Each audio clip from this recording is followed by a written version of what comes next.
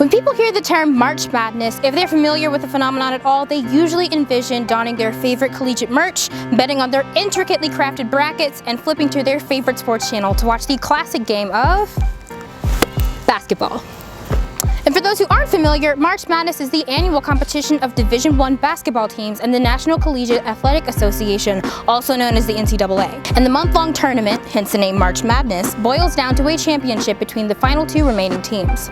Now, with the American onset of the COVID-19 virus in early 2020, this obviously changed form. The 2020 tournament was canceled, but the 2021 tournament opened earlier this year on Thursday, March 18th. On the surface, the event seemed like a re-emergence of normalcy and an opportunity for America to consume one of its favorite sports once again.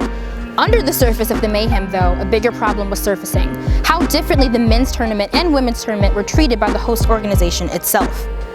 The disparity was made clear when Oregon Ducks player Sedona Prince posted a video on TikTok chronicling a simple yet massive difference in how the women's and men's teams were cared for by the NCAA over the course of the tournament.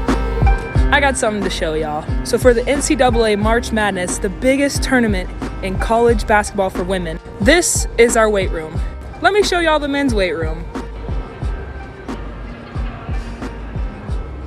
Surrounding Prince's video, numerous people began to speak out on the treatment that the women's teams receive, including head coach of the Lady Gamecocks of the University of South Carolina, Dawn Staley.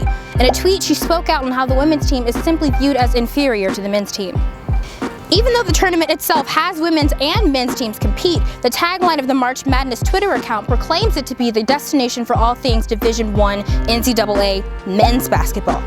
But the NCAA president, Mark Emmert, announced in a statement on Thursday, March 25th, that the NCAA will continue to aggressively address material and impactful differences between the Division I men's and women's basketball championships. While many of the operational issues identified have been resolved, we must continue to make sure we are doing all we can to support gender equity in sports. When it comes down to it, the issue is not a matter of revenue or supplies. Women's sports are just as important as, if not fiscally comparable to, men's sports. And as soon as organizations and fans alike begin treating and supporting women's sports that way, equity in budgeting, treatment, and sponsorship will be sure to follow. Reporting for RNE-TV, I'm Karina Span.